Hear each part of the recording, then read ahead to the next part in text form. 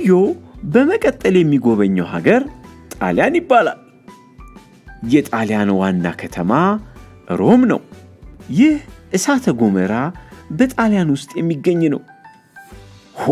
እሳተ ገሞራ እኮ በጣም አደገኛ ስለሆነ እንዳያቃጥለን መራቅ አለብን አለ ዮዮ።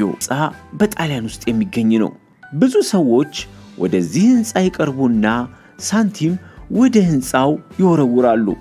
በአመት ውስጥ ታዲያ ልጆች ተጠራቅሞ በጣም ብዙ ብር ስለሚሆን ለበጎ አድራጊ ድርጅቶች ተሰብስቦ ይሰጣል። ጥሩ ስራ ነው አለ ዮዮ።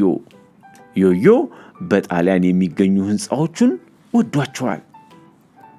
የተጣመመው ደግሞ ማማ የሚመስል የሙዝ ቅርጽ የያዘው ምን አይነት ህንፃ ነው? ለምን ተጣመመ? ሲል ዮዮ አሰበ።